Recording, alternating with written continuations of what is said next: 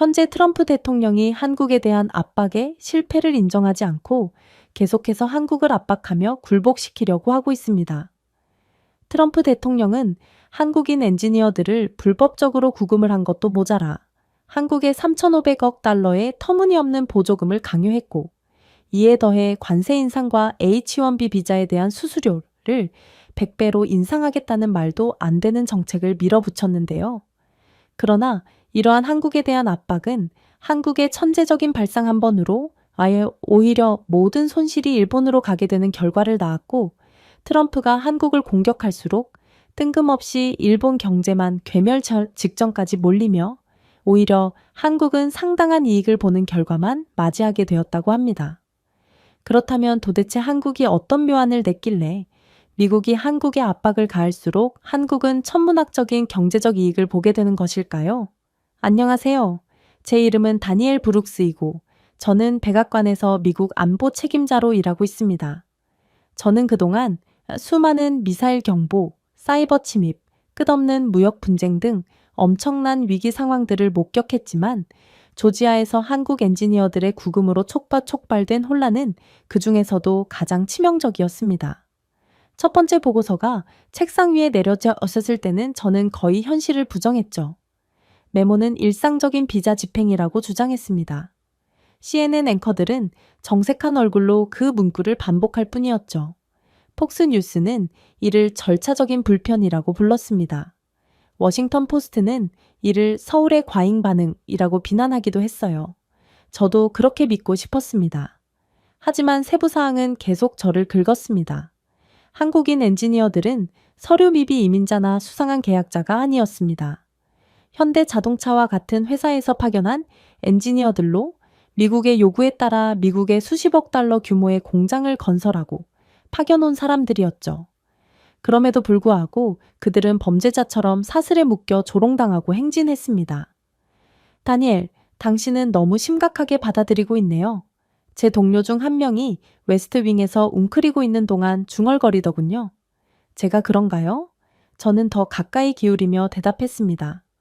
언제부터 절차상 불편함이 족쇄와 곰팡이가 핀 방과 관련이 있나요? 그들은 약물 사범에게도 안 할 법한 처절한 대우를 받고 있어요. 그는 찡그렸지만 아무 말도 하지 않았습니다. 침묵은 제가 과민 반응하지 않았다는 것을 말해주었죠. 하지만 저를 더욱 놀라게 한 것은 외국의 반응이었습니다. 유럽 기자들은 물론 눈썹을 치켜 올렸지만 깊이 파고든 것은 일본의 해설이었습니다. 심야 도쿄 방송에서 한 패널이 웃으며 이렇게 말하더군요. 울고 있는 서울을 보세요. 한국인들은 마이크로칩 때문에 자신들이 특별하다고 생각합니다. 하지만 미국인들은 그들에게 자신들의 자리, 즉 목줄을 맨 개들을 보여주었죠. 그것이 균형을 되찾는 것입니다. 스튜디오는 웃었습니다. 또 다른 일본인 해설자가 계속해서 말했어요. 미국은 우리를 상대로 감히 이런 일을 저지르지 못할 것입니다. 일본은 너무 중요하고 충성스럽습니다. 한국은 주제도 모르고 과잉 대응했습니다. 이제 그 대가를 치르게 되었습니다. 클립을 여러 번 재생했습니다. 속이 뒤집혔어요. 잔인함은 엔지니어들의 치료뿐만 아니라 해외로 퍼져나가는 조롱 속에서도 마찬가지였습니다. 일본 언론은 한국의 고통을 오락으로 묘사했는데 이는 도쿄의 복종 전략이 우월하다는 굴욕적인 광경이었어요. 워싱턴의 분위기는 여전히 냉담했습니다. 일반 구금이라고 국토안보부가 다시 브리핑했습니다. 하지만 창백하고 긴장한 한 하급 보좌관이 속삭이면서 상황은 급반전되었죠. 글쎄요, 사진을 봤어요. 이건 전혀 일반적이지 않아요. 한국인 엔지니어들의 발목에는 족쇄가 묶여 그들은 바닥에 기어다녀야 했어요. 한 미국인 경비원이 한국인 구금자들이 먹을 음식 트레이에 침을 뱉기도 했더군요. 회의실은 조용해졌습니다. 잠시 눈을 감았어요. 저는 드디어 이게 무슨 뜻인지 알았습니다. 이야기는 더 이상 이민에 관한 것이 아니었습니다. 존엄성, 동맹, 미국 단어의 신뢰성에 관한 것이었죠. 일본인들이 그 순간을 포착했습니다. 국회에서 한 일본인 의원이 당당하게 서서 선언하더군요. 한국과 달리 일본은 존경을 표합니다. 트럼프 대통령이 기여를 요구하자 우리는 즉시 응했습니다. 그렇기 때문에 일본은 여전히 미국에 신뢰할 수 있는 파트너입니다. 회의장은 박수를 보냈습니다. 오사카의 신문들은 다음과 같은 헤드라인을 장식했어요. 서울은 울고 도쿄는 순종한다. 누가 이길까? 저는 믿을 수 없다는 듯이 그 스크랩을 바라보았습니다. 그들은 마치 힘이 되는 것처럼 복종을 축하하고 있었습니다. 그들은 자신의 부채가 급증하고 일본 국민들이 복지 예산이 무너지는 것에 대해 불평하는 와중에도 주저없이 수십억 달러를 워싱턴으로 송금한다고 자랑했어요. 제게는 충성심보다는 극단적인 두려움처럼 보였습니다. 한편 백악관 언론 브리핑 내부에서는 회의론이 커졌습니다. 기자들은 이렇게 묻더군요. 브룩스 씨, 한국의 분노를 인권 침해와 진지하게 비교하고 계신가요? 과장된 것 아닌가요? 저는 조심스럽게 대답했습니다. 과장? 족쇄와 음식으로 나온 상한 콩이 과장된 것처럼 들리나요? 기자들은 낙서를 했지만 여전히 의심스러운 표정을 짓는 사람들이 많았습니다. 안개가 거치기를 거부하는 것처럼 회의론이 짙게 퍼져 있었어요. 그날 밤 저는 사무실에 앉아 채널을 돌렸습니다.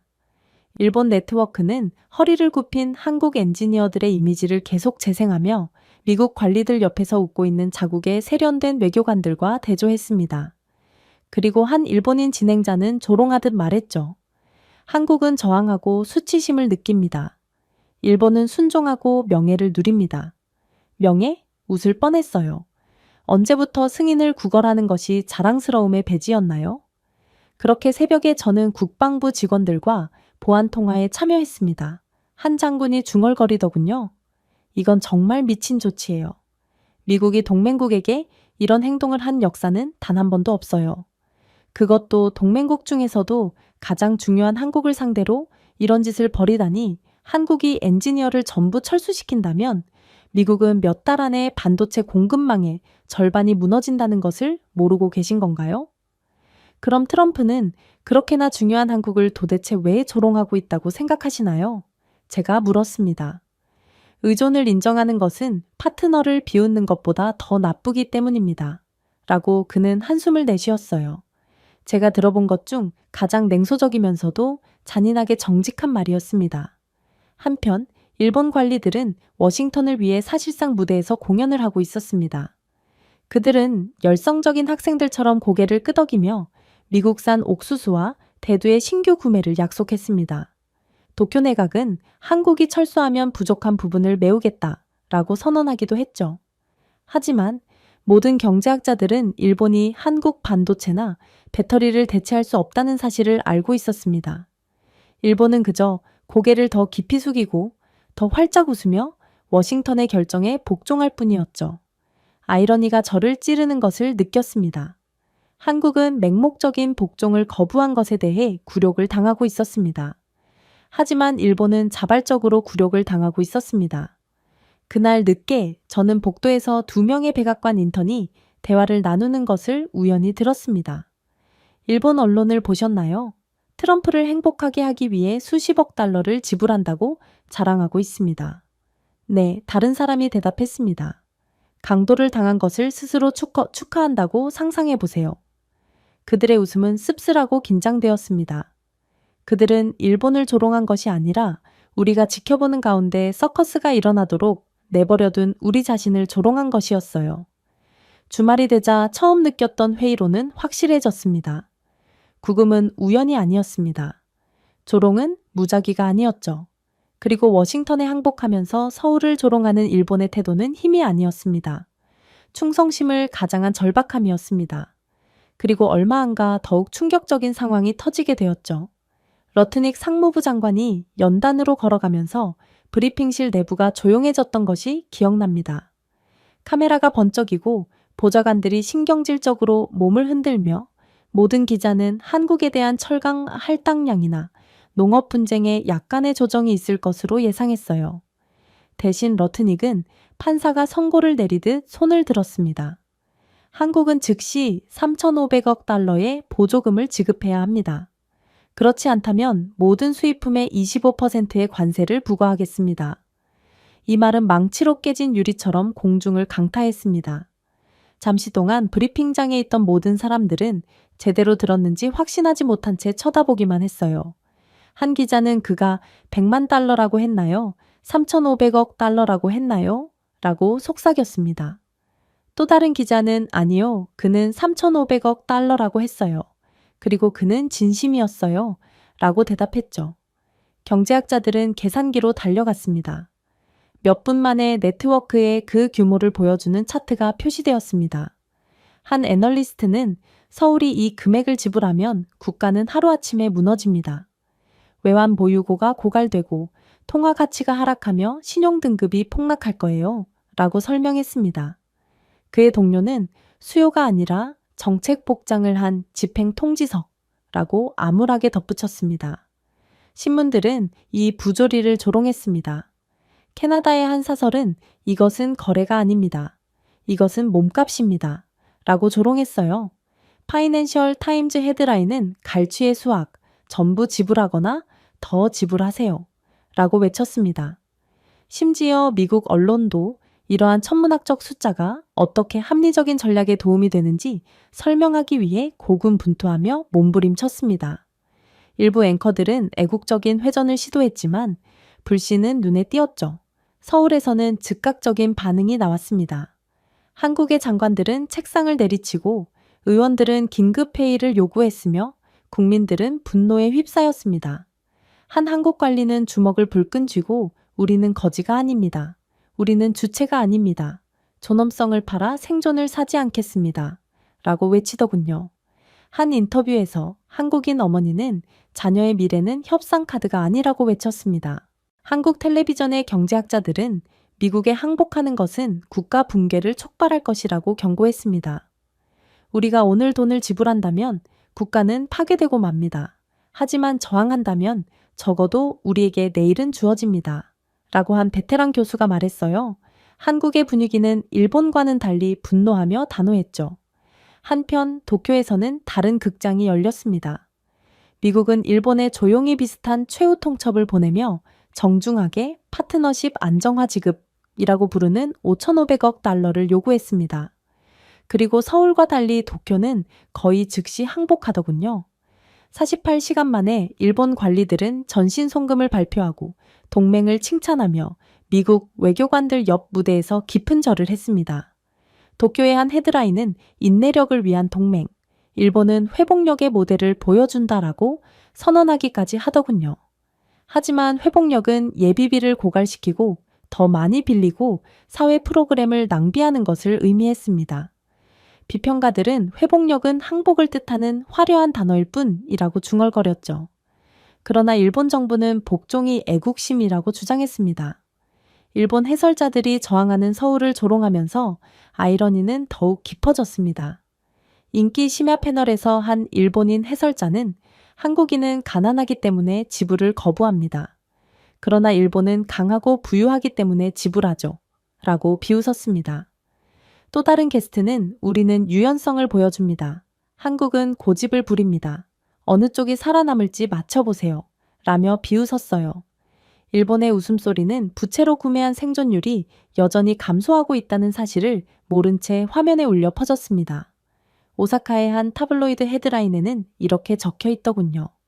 도쿄는 자랑스럽게, 서울은 불쌍하게 거부합니다. 저는 지정하게 터무니없는 코미디를 느끼며 웨스트윙에 앉아 이 클립을 지켜보았습니다.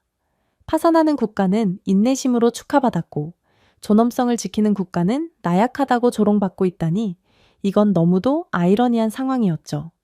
물론 전 세계 언론은 위선적인 냄새를 맡았습니다. 독일 방송사들은 왜 도쿄의 항복을 규율이라고 불렀고 한국의 저항은 오만으로 낙인 찍혔는지 의문을 제기했어요. 한 프랑스 칼럼니스트는 복종하는 개는 회복력이 없다. 훈련된 개라고 썼습니다. 캐나다 라디오 진행자들은 일본은 5,500억 달러를 지불하고 충성심이라고 부릅니다. 한국은 그러한 복종을 거부했음에도 스스로 목숨을 끊었다고 부르죠. 도쿄에서는 사전이 다르게 작동할지도 모릅니다. 워싱턴에서도 보좌관들은 불안한 미소를 지었습니다. 한 사람이 저에게 속삭였습니다. 그럼 일본은 보호금을 지불하고 축하하는 건가요? 그건 마치 효율적으로 강도를 당하는 것을 스스로 축하하는 것과 같습니다. 모두가 풍자 뒤에 진실이 있다는 것을 알고 있었기 때문에 웃음은 씁쓸했어요. 서울 국회 내부에서 한 의원이 분노에 떨며 목소리를 냈습니다. 이 요구를 받아들인다면 50년간의 진전을 한 번의 서명으로 지우는 꼴이 됩니다. 거부하면 관세가 부과되지만 주권은 유지되죠. 한국은 여전히 세계 최강대국의 정면으로 맞서기를 꺼려했지만 아무튼 이들은 미국이 원하는 모든 것들을 퍼줄 호락호락한 국가가 아니었어요. 그리고 한국은 트럼프가 전혀 생각지도 못했던 제안을 해오며 저희 모두를 완전히 놀라게 했죠. 미국은 우리에게 3,500억 달러를 요구했습니다. 이건 말도 안 되는 금액이죠. 한국은 돈 대신 계약서를 건네겠습니다. 현금이 아니라 우리만이 전달할 수 있는 세계 프로젝트를 건네겠습니다. 한국의 자신감에는 근거가 있었어요. 조선, 반도체, 배터리, 에너지 인프라 등 한국의 산업은 사치품이 아니었습니다. 그것들은 현대 세계 경제의 동맥이었죠. 이를 막는 것은 피가 흐르는 것을 막는 것이었습니다. 한 고문이 화면에 수치를 올렸습니다. 현대중공업은 현재 유럽과 중동 전역에서 600억 달러 규모의 LNG 운반선 계약을 체결하고 있습니다. 대우조선해양은 북유럽 고객사들과 핵 쉐빙선 계약을 체결했죠. LG에너지솔루션은 폴란드와 인도네시아의 배터리 허브를 구축하고 있습니다.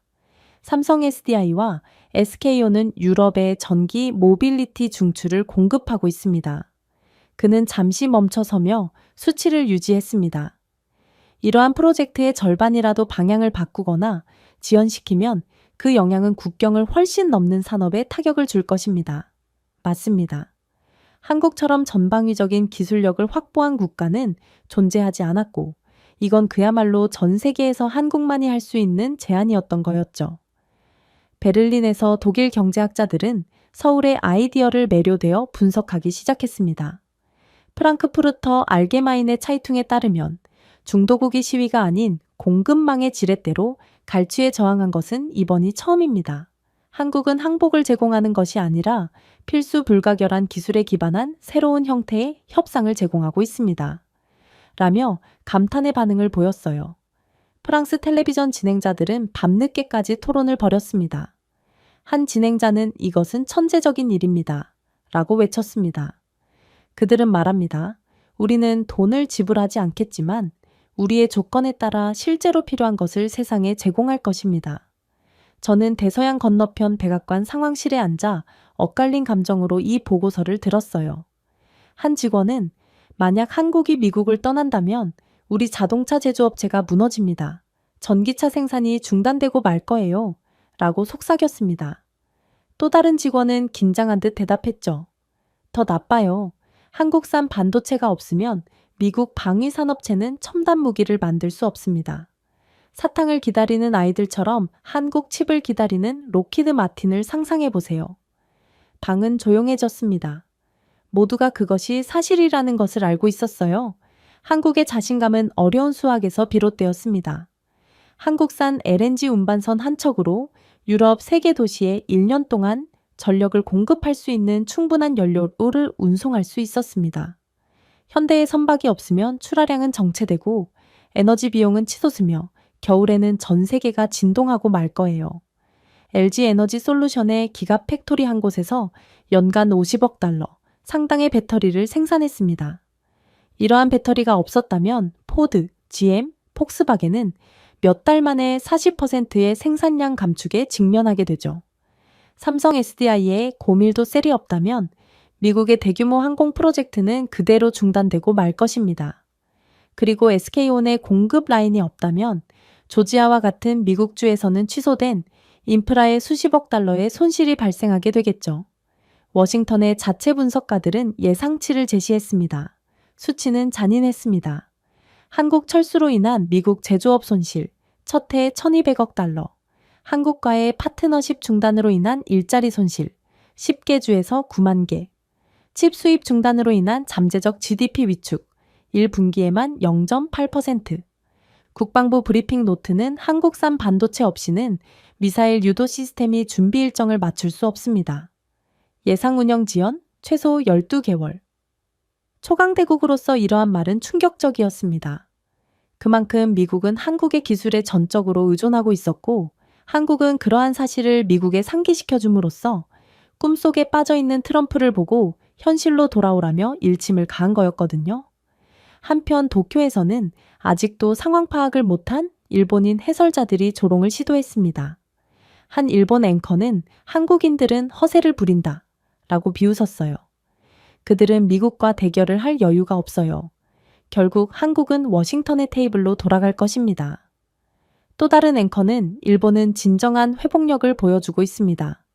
우리는 돈을 지불하고 견디는 것이죠. 한국은 소리치지만 그게 과연 워싱턴까지 전달될 수 있을까요? 라고 목소리를 높였습니다. 하지만 같은 날 밤 일본 비즈니스 저널은 조용히 두려움을 보도했습니다. 한국이 유럽과 중동으로 계약을 전환하면 일본 조선소는 멸종 위기에 처할 것입니다. 한국 배터리 회사들이 미국을 우회하면 일본 공급 업체들은 시장 전체를 잃게 될 것입니다.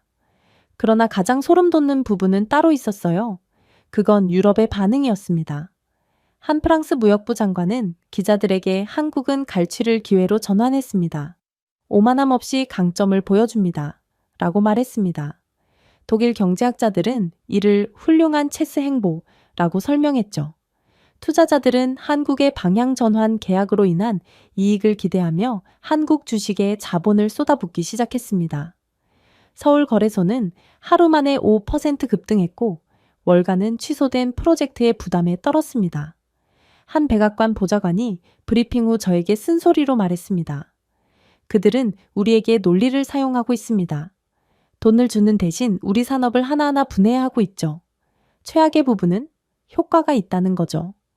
미국은 알게 모르게 한국의 기술에 전적으로 의존하게 되었거든요. 저는 그를 바라보며 아무 말도 하지 않았습니다. 하지만 속으로는 그의 말이 옳다는 것을 알았죠.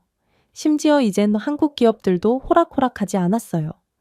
현대중공업의 한 고위 관리자는 기자들에게 워싱턴의 자존심을 살리기 위해 수표를 쓰지 않을 것입니다. 우리를 존중하는 국가를 위해 선박, 배터리, 원자로를 만들 것입니다. 그것이 바로 한국이 살아남는 방법입니다. 라고 말했습니다. 그의 말은 입소문을 탔어요. 유럽과 중동의 시민들도 그의 정서에 공감했습니다. 사우디의 한 애널리스트는 한국산 제품을 살 수 있는데 왜 미국의 위협을 사느냐 라고 따랐죠. 한국은 더 이상 미국의 말만을 맹목적으로 듣는 어린아이가 아니었고 트럼프의 강압을 글로벌 필수 불가결성을 보여주는 플랫폼으로 전환할 능력이 있는 강대국이었던 것입니다. 트럼프의 한국을 모욕하려는 몸값 요구가 오히려 그들의 타의 추종을 불허하는 영향력을 비춘 셈이었어요. 협상의 장이 닫히면서 한 가지 교훈이 분명해졌습니다. 미국은 3,500억 달러의 현금을 요구했습니다. 그러나 한국은 3조 달러의 글로벌 계약을 마음대로 전환할 수 있다는 것을 보여주며 대응했어요. 그리고 전 세계 GDP의 전체 비율에 해당하는 공급망을 공개했죠. 한국은 더 이상 압박을 받는 작은 동맹국이 아니라는 것을 조용히 증명한 것입니다. 하지만 트럼프는 아직도 정신을 차리지 못하고 있었어요.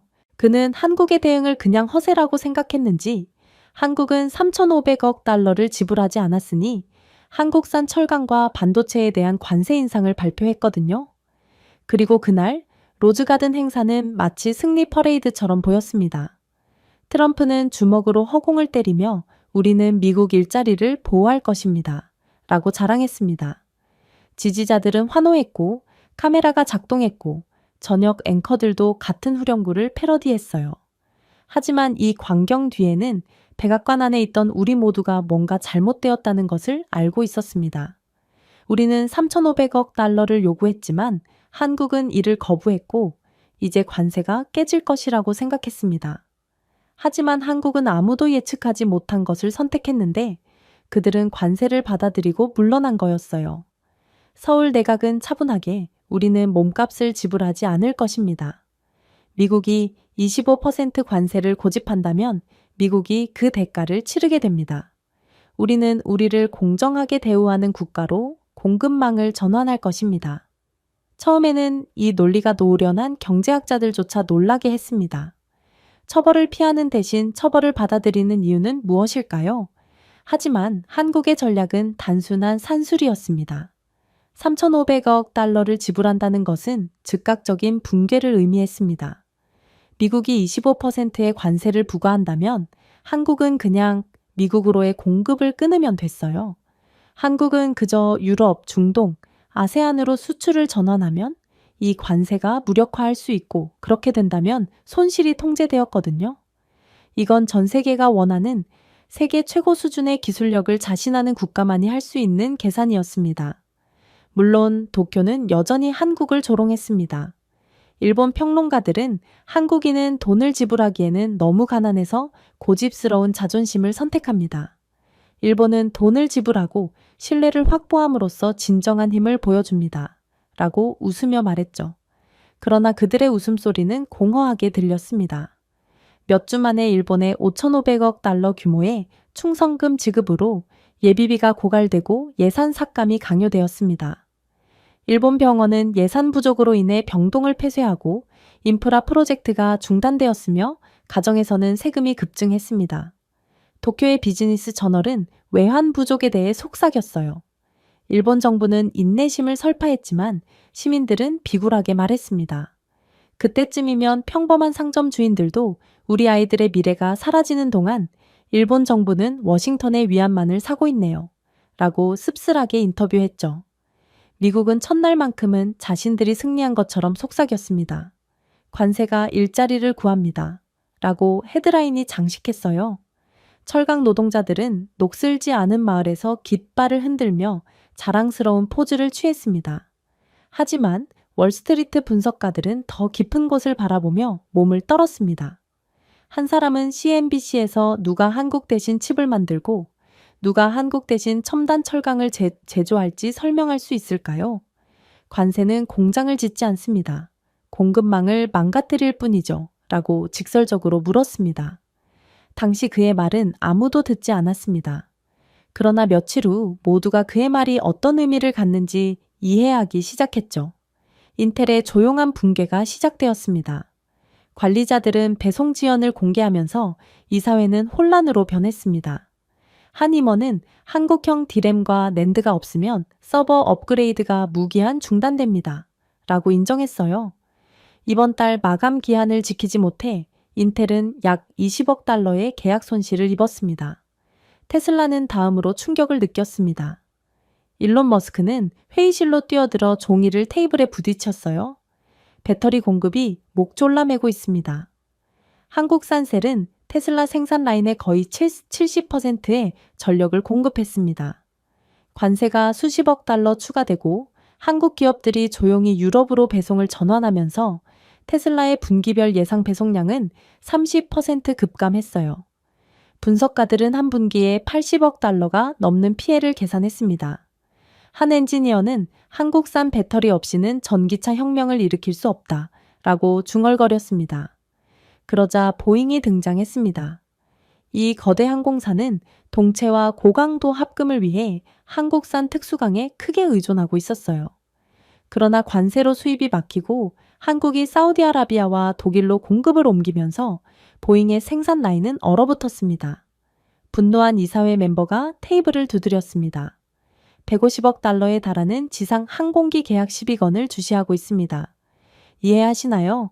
항공사들이 환불을 요구하고 있습니다. 또 다른 멤버는 한국산 합금을 대체할 수 없습니다. 일본은 한국산의 품질을 따라잡을 수 없고 중국의 공급은 항상 안전점검에 실패합니다. 라고 암울하게 덧붙였습니다. 이 방은 비명으로 터져나왔고 분노한 투자자들은 몰려들어 항의했어요. 그러나 가장 충격적인 점은 따로 있었습니다. 하지만 진정한 패닉은 실리콘밸리에서 비롯되었거든요. 마이크로소프트 경영진은 긴급 전화를 걸었고 목소리는 긴장해 있었습니다. 서버가 지연되고 있습니다. 한국어 디램이 없으면 애절 고객은 서비스 중단에 직면하게 됩니다. 이는 질식할 지경의 손해입니다. 애플 경영진은 아이폰 생산이 20% 감소하여 약 120억 달러의 예상 매출 손실을 입었다고 비공개로 인정했습니다. 구글의 AI 센터는 모델 학습에 필수적인 고성능 랜드를 확보하지 못해 멈춰섰어요. 마운틴뷰에서 유출된 메모에는 한국이 없으면 실리콘밸리는 산소를 잃게 된다는 소름 끼치는 대사가 하나 있었습니다. 심지어 미국 방위 산업체들도 반발했습니다. 레이시온과 록히드 마틴은 첨단 미사일 유도 시스템이 한국산 칩에 의존한다는 사실을 깨달았어요. 국방부 관계자는 생산 지연으로 인해 준비 태세가 12개월이나 미뤄지고 있습니다. 우리 초강대국은 한국산 기술력 앞에 무력해 보입니다. 라고 털어놓았습니다. 아이러니한 점은 보안을 강화하기 위한 관세가 오히려 보안을 약화시켰다는 점이었어요. 그러나 가장 소름 돋는 점은 따로 있었어요. 미국의 괴멸적인 손해에도 불구하고 한국은 호황을 누리고 있었기 때문입니다. 한국 수출업체들은 트럼프의 관세 인상을 받아들임으로써 미국 구매자의 가격을 인상한 후 그냥 다른 곳으로 수출을 확대했어요. LG 에너지 솔루션은 유럽으로의 출하량을 2배로 늘렸고 6개월 안에 40억 달러의 매출 증가가 예상되었습니다. 현대철강은 고강도 제품을 인도와 중동으로 이전하여 90억 달러 규모의 계약을 체결했죠. 삼성전자는 독일과 프랑스 데이터 센터에 반도체 공급을 늘려 기록적인 수익을 올렸습니다. 즉, 한국은 미국이 협박한 관세를 납부한 후에도 한국의 글로벌 수익은 전년 대비 12%나 증가했던 거였어요. 이에 대한 메시지는 분명했습니다. 한국은 처벌을 이익으로 전환했다는 거였죠. 한 서울 경제학자는 텔레비전에서 한국은 몸값을 거부하고 공급을 이동함으로써 주권을 보호하고 시장을 확대했습니다. 미국은 지렛대를 잃지만 한국은 새로운 파트너를 얻습니다. 라고 설명했습니다. 그리고 실제 수치가 이야기를 증명했어요. 한국의 대미 철강 수출은 30% 감소했지만 사우디아라비아, 브라질, 독일의 계약에 힘입어 전 세계 철강 수출은 45% 증가했습니다. 대미 반도체 수출은 이 20% 감소했지만 유럽과 동남아시아 판매는 50% 급증했습니다. 한국의 무역 흑자는 사상 최고치를 기록했고 아이러니하게도 일본의 적자는 급증했어요.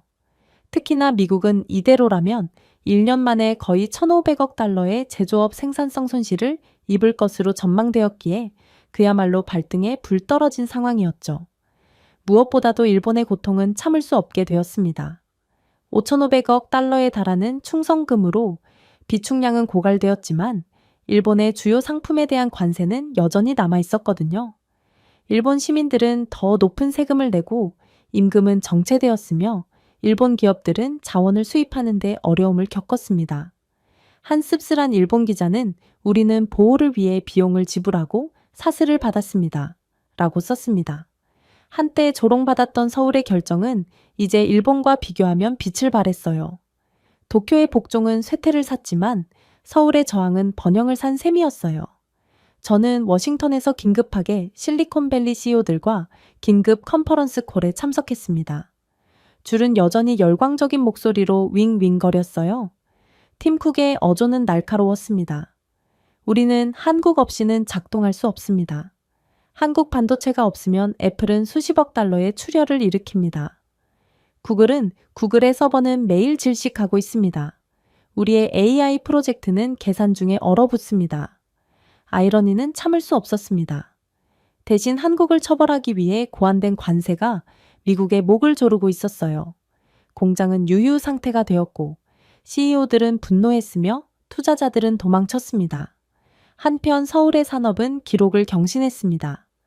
효율성, 품질, 글로벌 수요에서 비교할 수 없는 철강 및 반도체 인프라는 대체 불가능한 것으로 판명되었죠.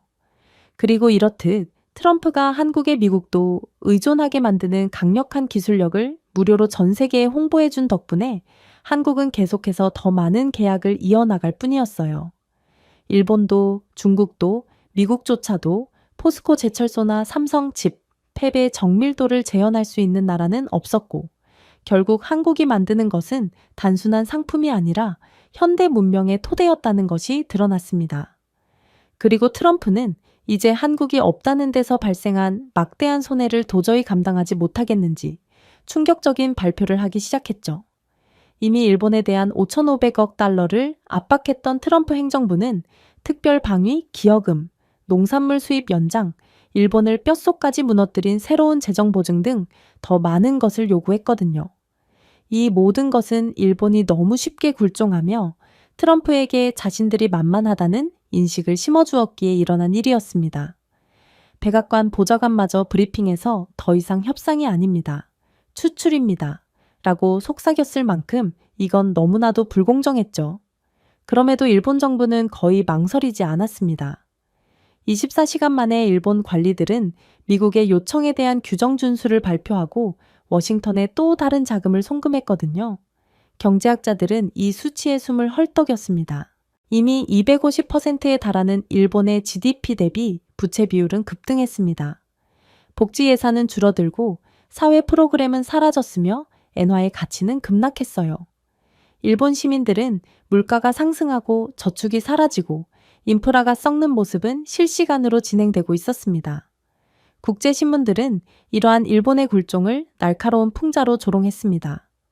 뉴욕타임즈는 일본 정치인이 너무 깊은 구덩이를 파는 모습을 담은 만화를 연재했습니다. 베를린 방송사들은 도쿄는 회복력이라고 부르지만 세계는 항복이라고 부릅니다. 라고 씁쓸하게 웃었죠. 오사카와 도쿄의 거리에서는 비통함이 복종을 대체했습니다.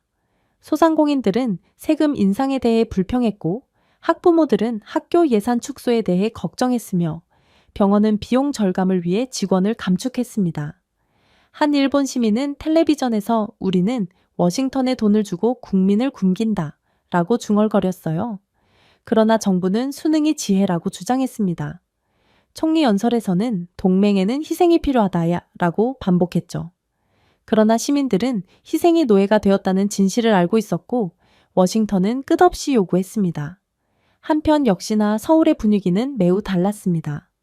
몸값 지불을 거부했던 한국은 이제 전 세계적으로 문이 열렸습니다. 신뢰할 수 있는 공급 업체를 확보하기 위해 필사적인 나토 파트너들로부터 계약이 유입되었어요. 한화 에어로스페이스는 동유럽 군대와 100억 달러 규모의 K9 자주포 격추기 계약을 체결했습니다. 현대중공업은 120억 달러 규모의 해군 구축함을 중동에 인도했죠. 대우조선은 호주 및 인도네시아와 잠수함 계약을 체결했다고 발표했습니다. 한 회계연도 내 방위 및 조선 수주는 총 30% 가까이 증가했습니다. 미 국방부 회의에서 한 장군은 한국 방위산업체를 잃으면 함대 일정이 무너진다 라고 으르렁거렸어요. 또 다른 장군은 우리 조선소는 현대의 효율성을 대체할 수 없습니다.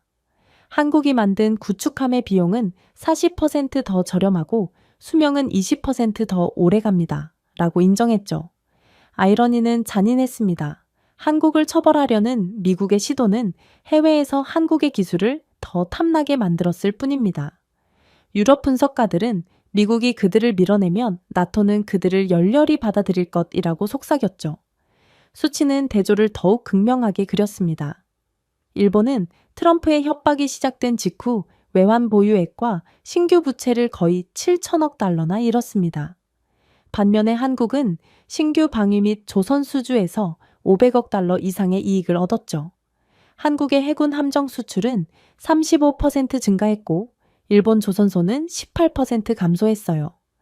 트럼프의 한국 기술 홍보는 한국의 경쟁자마저 전부 사라지게 하는 효과를 낳은 것입니다. 덕분에 한국의 방위산업 수출은 트럼프의 협박 이전에는 세계 8위를 기록했지만 몇 달 만에 4위에 오르며 오랜 기간 쌓아온 공급 업체를 앞지를 수 있었어요. 한국은 위기를 오히려 기회로 만든 거였죠. 당연히 미국 기업들의 손해는 매우 막심했죠. 보잉은 한국산 특수강이 공급에서 사라지면서 계약이 무너졌습니다. 레이시오는 한국산 칩이 없다는 이유 하나만으로 미사일 프로젝트를 12개월 연기했죠. 마이크로소프트는 한국산 메모리 출하량이 유럽으로 경로를 변경하면서 애저 확장팩을 동결했습니다. 무기한 동결했죠. 한시 이 오는 통화에서 한국은 선택사항이 아닙니다. 라고 분노했습니다. 그들은 산소입니다. 그것이 없으면 질식할 수 있습니다. 도쿄에서는 서서히 부정이 굴욕으로 바뀌기 시작했어요. 정부의 충성스러운 신문도 더 이상 붕괴를 숨길 수 없었습니다. 한 헤드라인에는 우리는 돈을 지불하고 미국은 번영한다 라는 글이 적혀 있었습니다. 또 다른 헤드라인에는 일본이 스스로 쇠퇴에 자금을 지원했나요? 라고 직설적으로 물었습니다. 시민들은 한국 군함이 당당하게 진수하는 밈을 온라인에 공유했고 일본 관리들은 힘없이 고개를 숙였어요. 그야말로 한국의 전략은 천재처럼 보였습니다.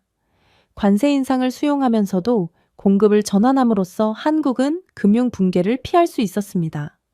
몸값을 거부함으로써 존엄성을 유지했죠.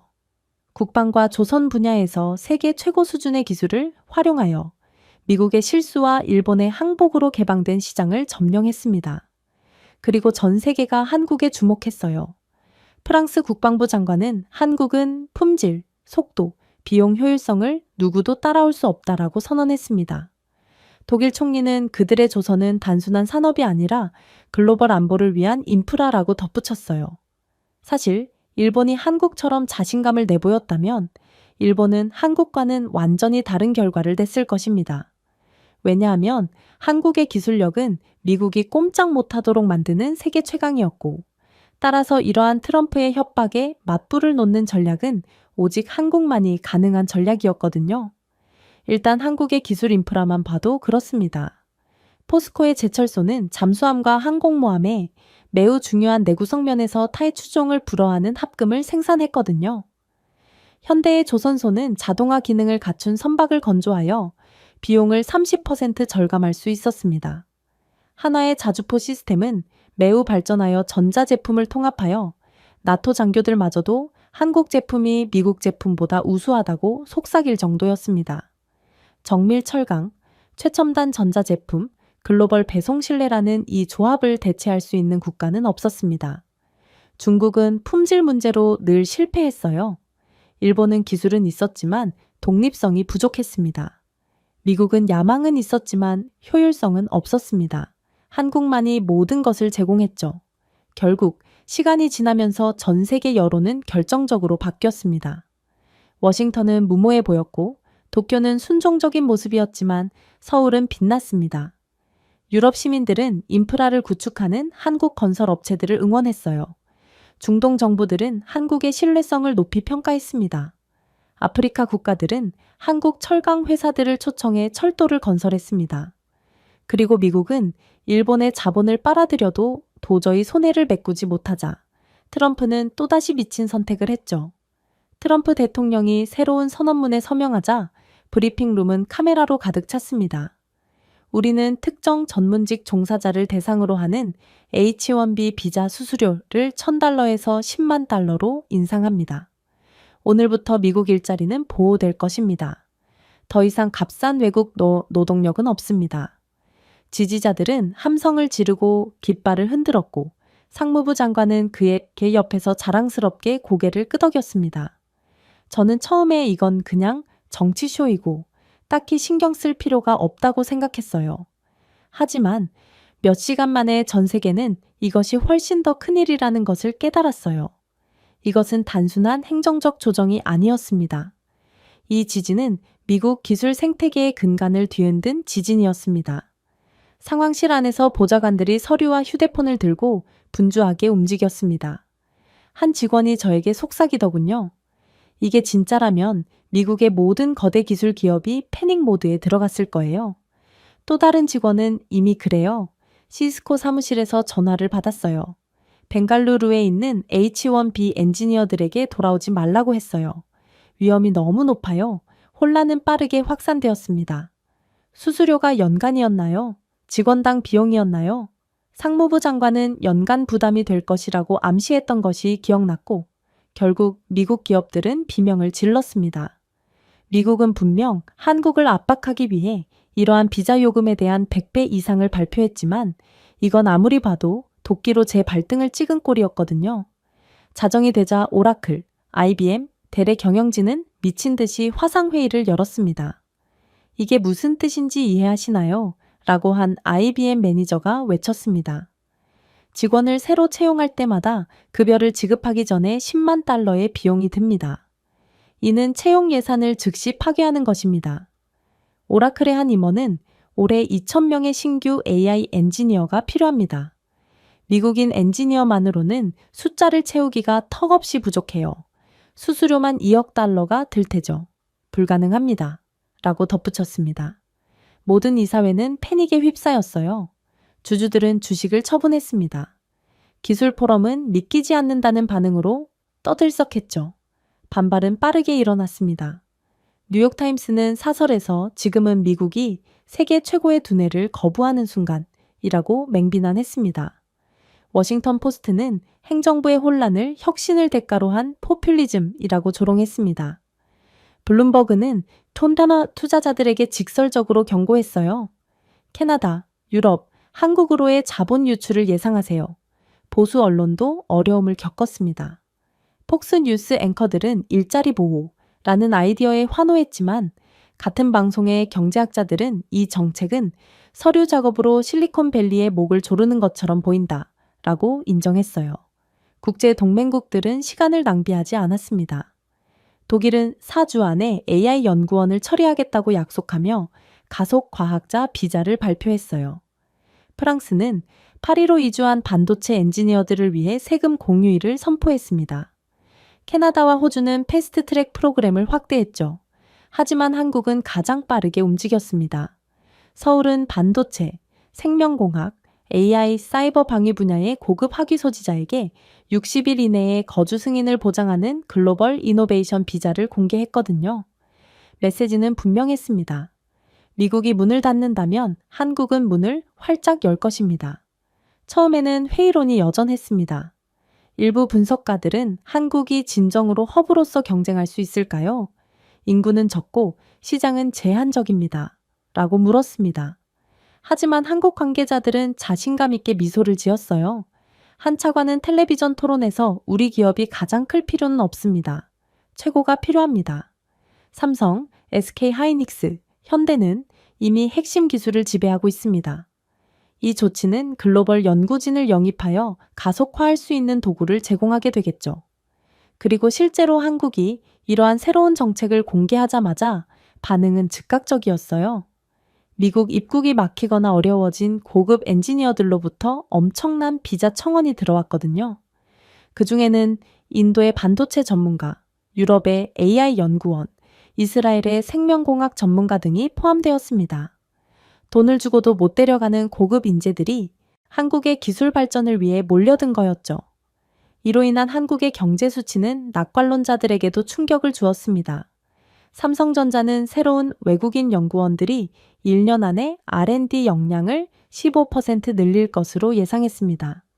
SK하이닉스는 인재 유입 덕분에 디램 분야의 글로벌 시장 점유율이 45%에서 55%로 상승할 수 있다며 야심찬 확장을 발표했죠. 현대의 AI 기반 자율사업부는 프로젝트 일정이 20% 빨라질 것으로 예상했습니다. 이 모든 것은 미국이 스스로 벽을 허물기로 결정했기 때문에 일어났습니다. 트럼프는 한국을 압박하려고 했지만 오히려 한국에 날개를 달아준 셈이었어요. 당연히 한국 기업들이 잘 나갈수록 미국 기업들은 피를 흘렸습니다. 오라클은 하이데라바드의 AI 전문가들이 새로운 수수료에 따른 이전을 거부하자 40억 달러 상당의 프로젝트 지원을 발표했습니다. IBM은 약 700개의 일자리가 발생한 것으로 추정되는 양자 컴퓨팅 연구소 확장을 취소했죠. 델은 유럽에서 데이터 센터 계약을 완료하는 데 어려움을 겪으며 20억 달러에 가까운 매출 손실을 입었습니다. 퀄컴은 엔지니어들이 이천에 있는 한국의 반도체 밸리로 방향을 틀어 미국 칩 설계가 뒤처지는 것을 무기력하게 지켜볼 수밖에 없었죠. HP와 시스코는 심각한 비자 불확실성을 이유로 채용 전망치를 40% 낮췄습니다. 월스트리트는 미국 기술 기업들이 첫 해에만 거의 800억 달러의 기회를 잃었다고 계산했어요. 결국 IBM 이사회는 회의 도중 분노를 표출했습니다. 트럼프는 일자리를 보호한다고 주장합니다. 대신 그는 미국의 인재를 경쟁자의 품에 안기려 합니다. 한국은 우리가 거부한 사람들과 함께 실험실을 짓고 있습니다. 도대체 이 나라에 어떻게 맞서야 할까요? 그 후의 침묵은 귀를 먹먹하게 만들었어요. 모두가 그의 말이 옳다는 것을 알고 있었거든요. 글로벌 미디어는 계속 쌓였습니다. 파이낸셜 타임스는 미국은 두뇌를 처벌합니다. 한국은 그들에게 보상합니다. 어느 쪽이 번영할지 맞춰보세요. 라고 썼습니다. 가디언은 트럼프가 방금 한국에 골든 티켓을 건넸다. 라고 선언했죠. 한 캐나다 앵커는 챔피언십 경기 전에 라이벌에게 최고의 선수를 주는 것과 같다. 라고 농담을 던졌습니다. 유럽 경제학자들은 서울의 창의성을 칭찬했습니다. 한 독일 교수는 그들은 워싱턴의 벽을 환영 매트로 만들었습니다. 라고 말했습니다. 한국 전략의 빛은 숫자에 달려 있습니다. 미국의 3,500억 달러의 요구를 충족시키는 대신 한국은 비자 보조금과 연구 보조금에 약 50억 달러를 투자하여 2년 안에 신규 특허, 계약, 수출에 약 500억 달러의 수익을 올릴 것으로 전망되었어요. 이는 우연이 아니라 계산으로 탄생한 상상할 수 있는 투자 수익률 중 가장 높은 수치였습니다.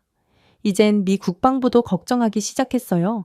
시스코의 네트워킹 지연으로 사이버 방어 프로그램이 중단되었습니다. 퀄컴의 칩 부족으로 보안 통신 속도가 느려졌죠. 국제 전문가가 없으면 미국의 혁신 파이프라인은 좁아지기만 할 뿐인 것입니다. 한편 한국은 방위 AI 분야에서 외국 전문가를 자율 해군 시스템과 극초음속 요격기 개발 프로젝트에 통합하며 앞서 나갈 전망이었습니다. 한 유럽 국방 분석가는 이렇게 요약하더군요. 미국은 엔지니어를 차단했습니다. 그러나 한국은 엔지니어를 무기화했죠. 얼마 지나지 않아 미국 CEO들의 분노가 폭발했어요. 오라클의 레리 앨리슨의 목소리에 분노가 터져나왔습니다. 우리는 트럼프의 어리석음 때문에 수십억 달러를 잃고 있습니다. 한국은 우리에게 필요한 인재를 밀렵하고 있다고요?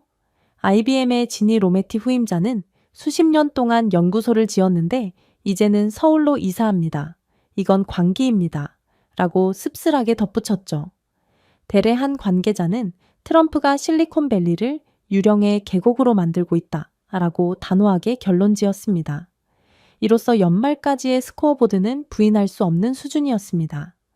한국의 기술 부문은 거의 600억 달러의 새로운 가치를 추가할 전망이었어요. 반면에 미국은 거의 1,000억 달러의 손실을 입었죠. 연설보다 더 큰 폭으로 감소한 수치였습니다. 트럼프는 분명 미국의 일자리를 지키겠다고 약속했어요. 대신 미래를 수출했죠. 그리고 저는 트럼프가 우습게 본 이 작은 나라는 어쩌면 미국을 능가하는 엄청난 잠재력을 가지고 있었을지 모른다는 생각에 공포에 질릴 수밖에 없었습니다. 그러나 이미 때는 늦은 상태였어요. 한국인 구금 사태 이후 미국에 있는 모든 한국인 엔지니어는 즉시 귀국을 하기 시작했는데 이미 한국은 기업 차원에서 철수를 명령했고 그럴 필요가 없는 엔지니어들조차도 더 이상 미국의 불안정성에 자신의 미래를 걸고 싶지 않다며 전부 빠져나간 상태였거든요. 결국 지금에 와서야 이에 대한 재앙적인 결과가 시작되었습니다. 삼성전자, SK하이닉스, LG에너지솔루션은 조지아와 텍사스에서 가동을 중단했고 한때 미국 산업 부흥의 초석으로 여겨졌던 이 프로젝트는 완전히 망가지고 말았어요. 워싱턴에서는 충격이 공황으로 변했습니다. 상무부 관계자는 긴장한 듯 속삭였습니다. 정말 한국인들은 다시는 돌아오지 않을까요? 모든 엔지니어와 모든 공장들이 영원히 미국으로 돌아오지 않는 건가요? 한 보좌관이 암울하게 대답했습니다. 네, 그들은 절대로 돌아오지 않을 거예요.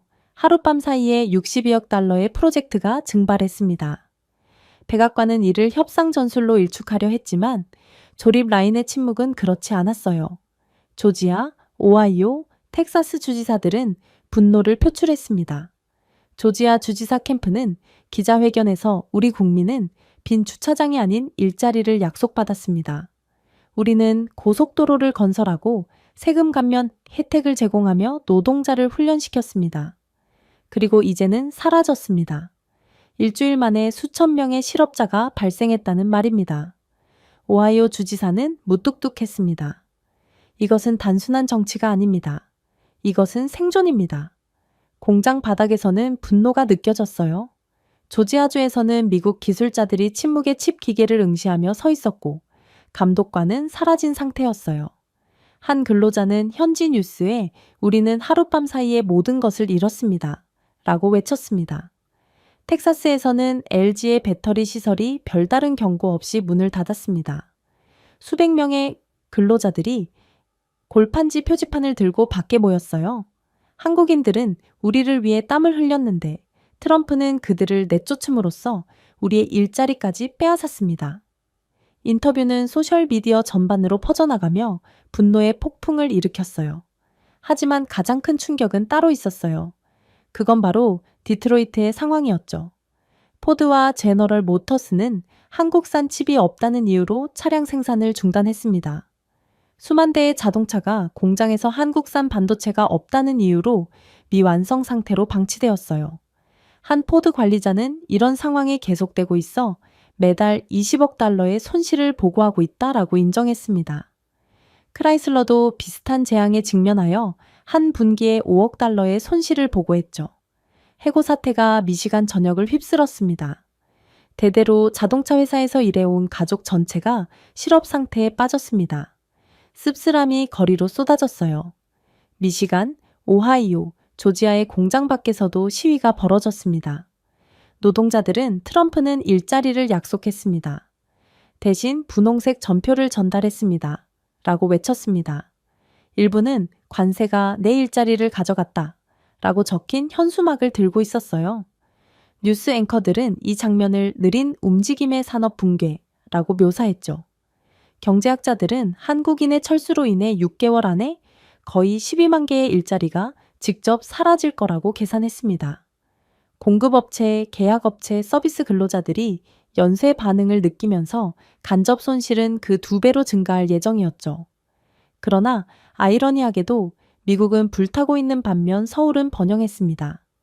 미국의 제약에서 벗어난 한국 기업들은 전 세계로 자원을 이전했는데 전 세계 각국 정부는 자국 기업이 아닌 한국 대기업을 유치하기 위해 호화로운 인센티브 패키지를 발표했거든요. 분석가들은 이 패키지를 한국 산업의 경매라고 불렀습니다. 그리고 그 규모는 모두를 충격에 빠뜨렸죠. 사우디아라비아는 리야드에서 국가 배터리 허브 건설을 위해 220억 달러의 보조금을 약속했습니다. 관계자들은 이를 사막의 녹색 피벗이라고 불렀습니다. 텔레비전 화면에 이 수치가 나타나자 군중들은 숨을 헐떡였습니다. 베트남은 빠르게 움직였어요. 팜 총리는 현대와 LG가 공장과 항구를 연결하는 고속도로, 통행료가 없는 새로운 고속철도 통로에 영구적으로 접근할 수 있게 될 것이라고 선언했습니다. 한국의 상품은 어떠한 장벽 없이 굴러갈 것입니다. 라고 그는 약속했죠. 기자들은 회의적으로 이것이 지속 가능한가요? 라고 물었습니다. 그의 대답은 간단했습니다. 우리는 그들이 떠나는 것을 보느니 차라리 한국인을 위한 도로를 건설할 것입니다. 아부다비도 반짝이는 제안으로 동참했어요. 한 장관은 20년 동안 세금이 없고 한국 기업에 대한 수도, 전력, 통신 요금도 없다 라고 자랑했습니다. 헝가리도 비슷한 패키지로 대응하며 한국 직원 가족을 위한 무료 공과금과 교육 보조금을 강조했습니다. 며칠 만에 폴란드는 바르샤바 인근에 무료 산업용지를 발표했고 인도네시아는 할인된 가격으로 장기 석유 공급 계약을 체결했어요. 그야말로 한국을 모셔가기 위한 경쟁은 치열했던 것입니다. 서울 재무부 내부에서는 관계자들이 이 광경에 감탄했습니다. 한 고문은 다이아몬드 입찰자처럼 우리 공장을 놓고 경쟁한다? 라며 웃더군요. 또 다른 고문은 이제 더 이상 협상이 아닙니다. 항복입니다. 전 세계는 우리 없이는 살아남을 수 없다는 것을 알고 있습니다. 트럼프를 제외하고 말이죠. 라고 덧붙였습니다. SK온의 한 고위 임원은 기자들에게 하루에도 수건의 진지한 제안을 받고 있습니다. 마치 글로벌 경매장 같은 느낌입니다. 라고 설명했습니다. 수치야말로 이러한 열풍을 잘 보여주었습니다. 단 몇 주 만에 한국 기업들은 1,500억 달러 이상의 확정된 보조금, 토지 보조금, 인프라 약속을 받았거든요. 사우디아라비아의 패키지만 해도 GDP의 거의 3%를 차지했습니다. 베트남의 인프라 약속은 연간 운송, 예산의 절반 이상을 차지했죠. 그러나 놀랍게도 지도자들은 열정적으로 결정을 옹호했습니다. 에미리트 장관은 비용은 문제가 되지 않습니다. 라고 선언했습니다. 투자입니다. 한국은 우리 산업에 활력을 불어넣습니다. 이렇듯 전 세계가 한국 기업을 모셔가기 위해 간이고 쓸개고 전부 내어주는 이유는 명확했어요. 그건 한국의 다른 누구도 복제할 수 없는 기술력에서 비롯되었죠. 한국의 배터리는 전 세계 전기 자동차의 65%를 구동했습니다. 디스플레이는 프리미엄 스마트폰의 70%를 차지했죠. 반도체는 전 세계 메모리 칩의 거의 절반을 차지했습니다. 이러한 제품이 없었다면 현대 경제는 단순히 침체되었을 뿐입니다. 유럽은 에너지 위기 상황에서 한국의 그리드 배터리가 네트워크를 안정화시킨 이후부터 이를 깨달았습니다. 아세안은 한국 조선소가 LNG 운반선을 누구보다 빠르게 인도했을 때 이를 목격했죠. 중동 지도자들은 석유 기반 경제가 친환경 다각화를 요구하자 이를 인정할 수밖에 없었어요. 그럼에도 워싱턴의 회의론자들은 이 광경을 경시하려고 노력했습니다. 한 미국 상원의원은 케이블 뉴스에서 과장된 약속이라고 중얼거렸습니다. 하지만 기자들은 한국 기업들이 이미 수백억 달러 규모의 구속력 있는 계약을 체결했다고 지적하며 그의 말을 끊었습니다. 상원의원은 침묵할 수밖에 없었죠. 한편 유럽 신문들은 한국의 새로운 역할을 환영했습니다. 한국은 운전석에 앉았습니다. 라고 르몽드는 선언했습니다. 다른 사람들은 더 이상 운전석을 잡을 수 없습니다. 경제적 영향은 엄청났습니다. 한국 기업들은 유리한 조건에서 일부 공장을 해외로 이전함으로써 생산 비용을 12% 절감할 수 있을 것으로 전망되었습니다. 회계연도 내의 수익이 20% 급증할 것으로 예상되었죠. 서울의 주가는 사상 최고치를 기록했습니다. 연기금이 급증했어요. 분석가들은 인센티브만으로도 800억 달러의 직접적인 기업 혜택이 추가되어 장기 수익률이 훨씬 높아진 것으로 추정했습니다. 리야드에서 모하메드 빈 살만 왕세자는 이에 대해 직설적으로 말했습니다. 우리가 한국을 선택한 이유는 그들만이 유일하게 성과를 내기 때문입니다. 그들은 우리 정유소를 지었습니다. 그들은 우리 배를 만들었습니다. 이제 그들은 우리의 미래를 건설할 것입니다. 부다페스트에서 헝가리 재무장관은 한국인을 유지하기 위해 비용을 지불해야 한다면 기꺼이 지불할 것입니다. 라고 인정했어요. 심지어 이제는 일반 시민들도 이러한 변화를 알아차렸습니다. 베트남에서는 현지인들이 이제 우리 열차는 한국의 것이라고 농담을 던졌습니다. 아부다비에서는 공장과 함께 지어진 새로운 한국 학교의 가족들이 감탄했죠. 폴란드에서는 젊은 엔지니어들이 삼성의 새 캠퍼스에서 인턴십을 신청하기 위해 몰려들었습니다. 한 학생은 우리는 더 이상 실리콘밸리를 꿈꾸지 않습니다. 판교를 꿈꿉니다. 라고 외쳤습니다. 반면 미국은 무기력하게 지켜보았습니다. 관세와 정신 나간 비자 정책이 한국 기업을 쫓아냈습니다. 이제 다른 국가들도 그들을 환영하기 위해 경쟁하고 있어요. 그리고 한 한국 장관은 텔레비전에서 그 논리를 설명하더군요. 왜 적대적 시장에 접근하기 위해 몸값을 지불하나요? 우리는 관세를 받아들이고 자원을 재배치하며 다른 곳에서 파트너를 얻습니다. 세상은 한 나라보다 더 큽니다. 미국이 관세를 25% 부과하던 125% 부과하던 우리는 그저 다른 국가의 물건을 팔면 그만입니다. 그의 말에 아무도 반박을 할 수가 없었어요. 그럼에도 백악관으로 돌아온 트럼프는 집회에서 우리는 승리하고 있습니다. 우리는 미국 일자리를 보호했습니다. 라고 주장했습니다. 하지만 충성스러운 지지자들조차 의심하기 시작했죠. 미시간에서는 해고된 자동차 노동자들이 카메라를 향해 승리, 주위를 둘러보세요. 우리는 이미 지고 있어요. 라고 외쳤습니다. 조지아에서는 주민들이 대통령의 주장을 조롱했죠. 그는 승리라고 말합니다. 하지만 우리는 압류를 봅니다. 여론조사 결과 블루칼라 유권자들 사이에서 트럼프의 지지율은 30% 아래로 떨어졌어요. 아이러니는 잔인했습니다. 한국을 처벌하기 위해 고안된 트럼프의 관세는 오히려 디트로이트를 처벌했거든요. 한국을 압박하기 위한 그의 조공 요구는 대신 오하이오를 압박했습니다. 그 사이 한국의 신뢰는 높아졌습니다. 미국의 소나귀에서 벗어난 한국은 나토 파트너, 걸프 국가, 동남아시아 동맹국들과 계약을 협상했거든요. 없어서는 안 될 공급업체로서의 명성은 더욱 강화되었을 뿐입니다. 그러나 더욱 충격적인 점은 따로 있었어요. 미국의 피해는 자동차를 넘어 확산되었거든요. 한국산 철강 부품에 의존하는 캐터필러는 생산량을 30% 감축한다고 발표했습니다. 스마트 트랙터용 정밀칩에 의존하는 존 디어는 농부들에게 1년 동안의 배송 지연에 대해 경고했습니다. 농업주들은 큰 타격을 입었습니다. 아이오와의 한 농부는 CNN에 기계 없이는 내년에 심을 수 없습니다. 라고 말했어요. 이것은 보호가 아니라 붕괴입니다. 수치가 반영되면서 월스트리트는 떨렸습니다. 취소된 한국 프로젝트 자동차 가동 중단, 철강 부족으로 인한 손실을 합치면 1년 만에 1,500억 달러가 넘을 것으로 계산되었거든요. 결국 주식 시장은 하락하고 은퇴 자금은 줄어들었으며 투자자들은 도망쳤습니다.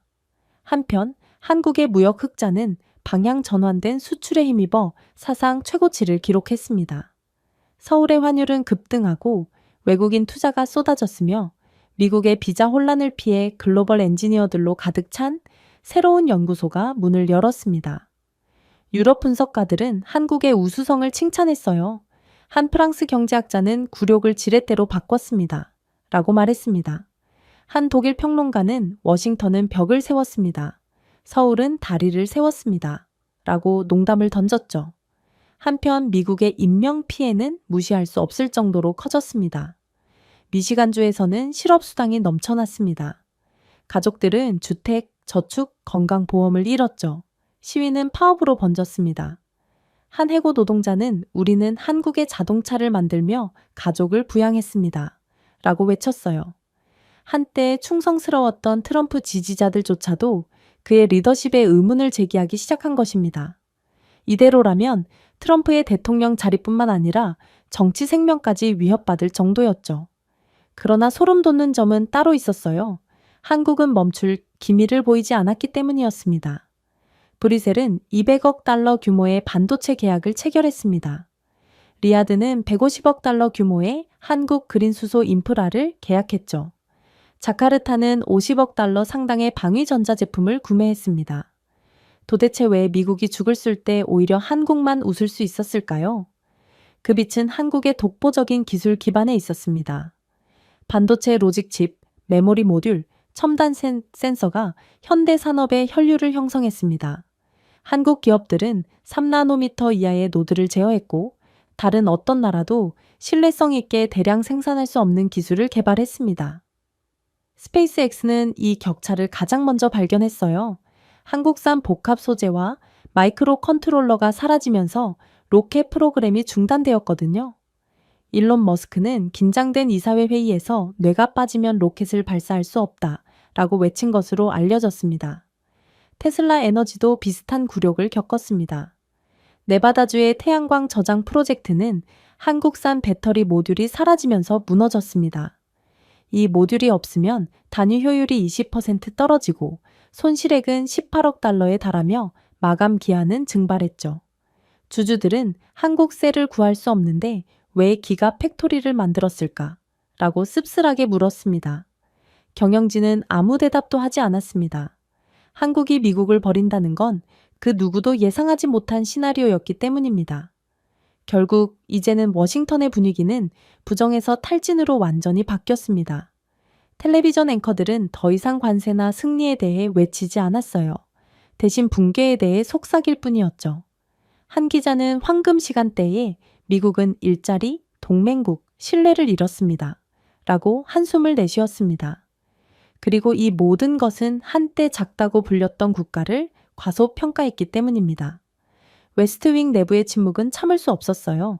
한때 붐볐던 복도는 이제 패배로 메아리 쳤습니다. 저는 책상에 앉아 공장 폐쇄, 동맹 단절, 시민 실업 등 끝없는 보고서를 검토했습니다. 그 증거는 압도적이었습니다. 우리가 압박하려던 한국은 상상을 초월할 정도로 부상했어요. 그리고 초강대국이었던 미국은 현재 고립되고 위축된 차에 서 있을 뿐이었죠. 그러나 트럼프는 여전히 집회를 둘러보고 주먹을 불끈 쥐고 목소리를 높였습니다. 우리는 반격할 것입니다. 미국은 누구에게도 고개를 숙이지 않습니다. 그의 지지자들은 이제 더는 그의 연설에 환호하지 않았어요. 왜냐하면 한때 트럼프를 믿었던 그들은 이제 일자리, 집, 보안을 잃었습니다. 그들은 트럼프의 구호는 비어있다는 것을 알게 되었어요. 여론조사 결과 트럼프가 입을 열 때마다 지지율이 하락해 이제는 25% 미만으로 떨어진 것으로 조사되었습니다. 충성파들조차도 우리는 오만함을 따랐고 그것이 우리를 여기까지 이끌었습니다. 라고 중얼거렸어요. 한편 한국의 존엄성은 전설이 되었습니다. 세계 지도자들은 서울을 원초적인 힘이 아닌 회복력으로 칭찬했어요. 유럽 연합 총리는 그들은 압력에 저항했고 세계의 존경을 받았다 라고 선언했습니다. 아프리카 대통령들은 철도를 완벽하게 건설한 한국 엔지니어들을 칭송했어요. 중동 장관들은 전력망을 안정화한 한국 기술에 박수를 보냈습니다. 라틴 아메리카에서도 신문들은 한국을 21세기 주권의 모델이라고 극찬했죠. 저는 미국이 한국을 보고 의존적이라고 일축했던 초창기를 떠올렸습니다.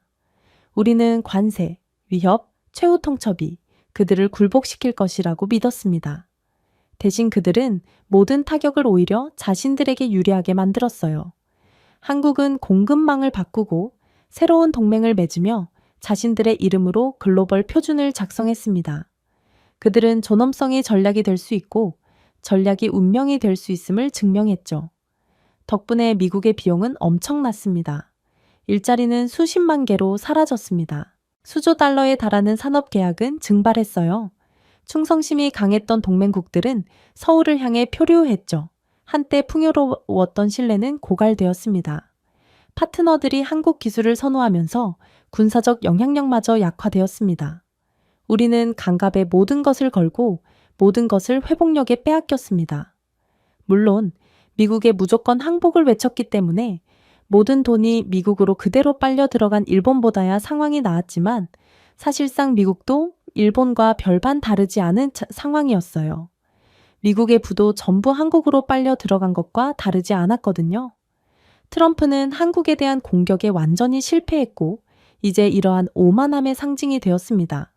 한때 지배력과 관련이 있었던 트럼프의 이름은 이제 경고의 의미로 울려 퍼졌죠. 평론가들은 그를 허위의 기념비라고 불렀습니다. 유럽 만화는 관세라는 이름이 붙은 무너진 무대에 홀로 서 있는 트럼프를 조롱했습니다. 미국에서도 시위대는 다음과 같이 적힌 팻말을 들고 시위를 벌였어요. 성과 없는 자존심은 파멸을 가져옵니다. 하지만 아이러니는 피할 수 없었습니다.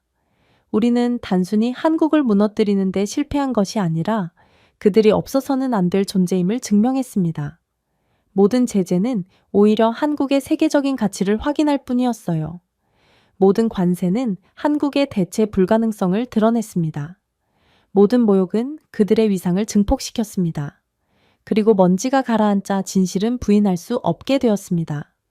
사적인 순간에 저는 체념에 잠긴 채 큰 소리로 속삭였습니다. 미국은 한국이 미국을 필요로 하는 것보다 훨씬 더 필요합니다. 자백은 평결처럼 공중에 떠 있었습니다. 그것은 약점이 아니라 명확성이었습니다. 한국은 진정한 힘의 의미를 보여주었어요. 강압이 아니었고 오만이 아니라 회복력, 창의력, 존엄성이었습니다. 제가 좌절한 채 백악관 브리핑룸을 마지막으로 떠날 때 한 유럽 신문의 말이 머릿속에 떠올랐어요.